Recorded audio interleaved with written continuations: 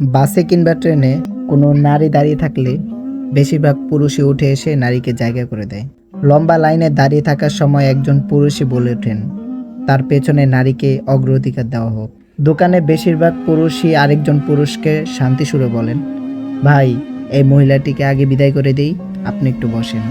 স্কুলের যেসব শিক্ষক ছাত্রদের গরু ছাগলের মতো পেটান, সেসব শিক্ষকও মেয়েদের বেলায় একটু সহানুভূতিশীল হন। কোনো পুরুষ তার জীবনের সবচেয়ে বেশি ভালোবাসার মানুষের কথা বলতে বললে সেই পুরুষটি একজন নারীরই নাম বলে।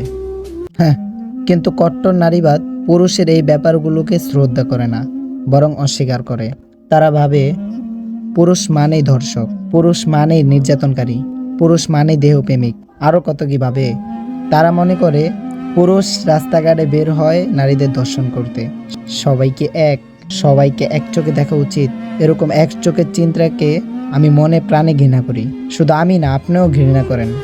তাই মেয়েদের এটা ভুলে গেলে চলবে না, প্রত্যেক পুরুষের মধ্যে একজন বাবা বাস করেন।